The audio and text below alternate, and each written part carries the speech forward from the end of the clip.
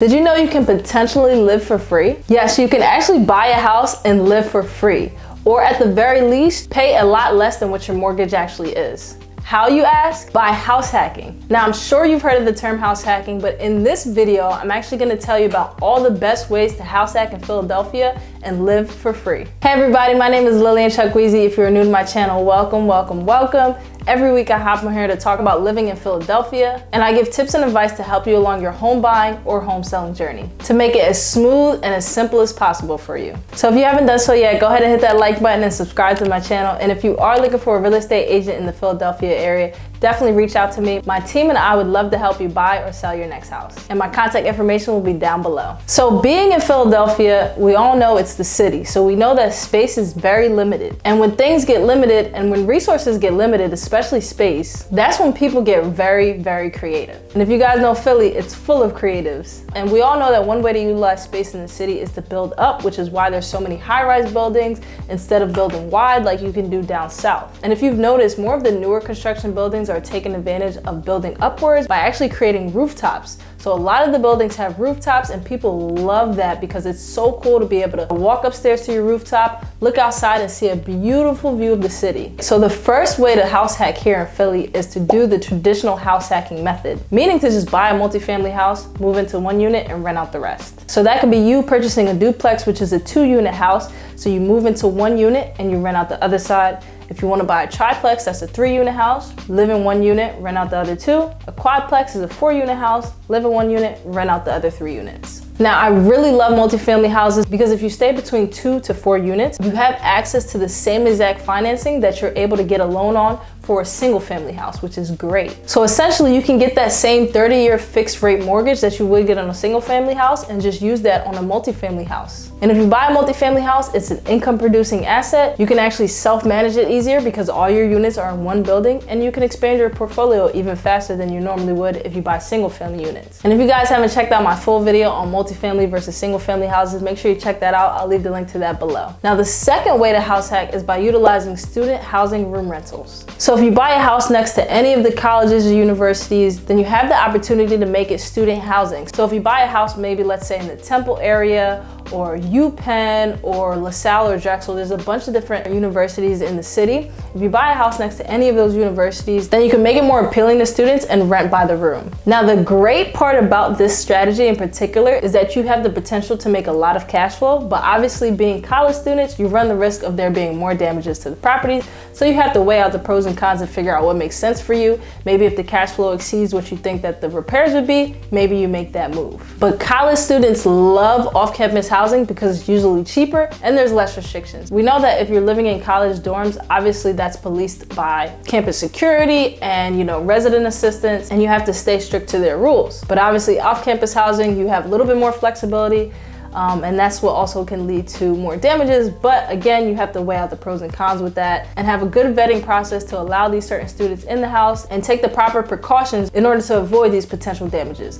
But let's not look at it that way because not all college students are barbarians. So you don't want to make that automatic assumption, but you do want to look at it as an income producing opportunity. And obviously, if you're going to rent out to students, you're more than likely going to get parents to co-sign for them, ensuring that you still get paid, even if the students themselves aren't actually able to pay. Another benefit to being able to rent out to students is that they're typically less picky because they know they're only going to be there for a year and they're either going to graduate or they're going to go on to the next year of college, but they might be living somewhere different. Now, the third way to house hack is to simply buy a regular single family house and rent out the rooms. Now, typically if you have a family, you're probably not going to want to do that, but if you are a bachelor or a bachelorette, maybe you feel comfortable buying a 3 or 4 bedroom house and just renting out the other rooms. So obviously you could choose to live there and rent out the rooms, or you don't have to live there and you just rent out all the rooms and just collect your cash flow. And that's a super easy way to cover your mortgage. The stats actually show that more people like renting out single family houses than apartment units. So that's definitely a pro of buying a single family house. Funny enough, I'm not exactly sure why. Maybe it's probably because they like the privacy part of it, but I actually enjoy renting a unit in an apartment complex just because I really like the amenities.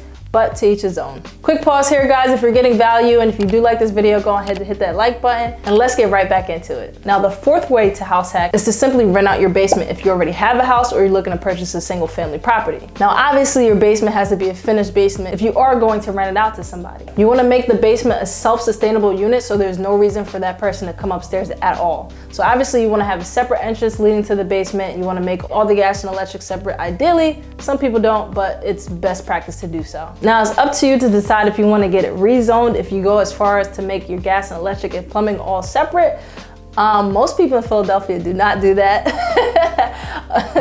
Do what you want with that information, but just know it's an option. Now, the fifth way to house hack is to simply Airbnb your rooms or Airbnb your units. Now, obviously this would be dependent on the location. Now, this doesn't have to be in some grand location in order to put your room or your units on Airbnb, so don't think that at all. But Airbnb-ing your rooms or your units might be a better option in comparison to a long-term renter. Like I said, it doesn't have to be any specific grand location or vacation spot. It just needs to be somewhere where people actually want to be. So obviously anything closer to the city is always an ideal location. But there are other areas that people want to be in as well. So like I said, obviously being in the city, center city area, that's always a great place for an Airbnb. Northern Liberties, even Bella Vista, the Fairmont District area, Art Museum, Reading Terminal, even parts of Kensington that people would stay in an Airbnb. Now, the next way to house hack is to Airbnb your garage space or rent it out as an office. Philly especially is hard to get parking, so parking is always in high demand, whether it be simply a driveway or a garage. So you can actually charge a good amount of money just to rent your garage out, especially if you're renting out to people who have expensive cars, because we know parking in the streets, your car is most likely going to get a little love tap from the other cars, pulling in to park and pulling out. So you can simply rent out the garage, or you can actually use the garage and convert it into an office space that people can also use to rent out as well.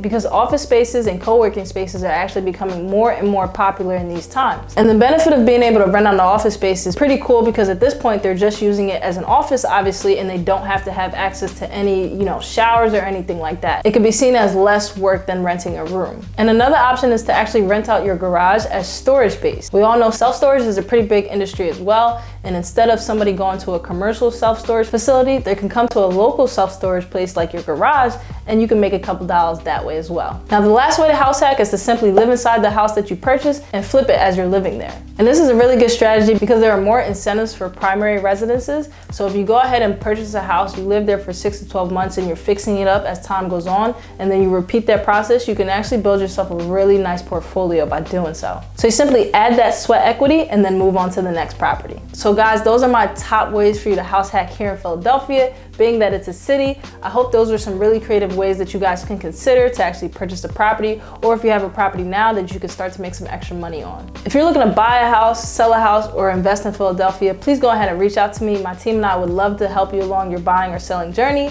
My information will be down below. You can call me, you can schedule a consultation call, or you can send me an email. Either way, just reach out and I'll be sure to get in contact with you. And again, if you haven't done so yet, hit that like button, subscribe to the channel, and hit the notification bell. And until the next time, guys, I will see you on the next video. Stay safe and stay blessed.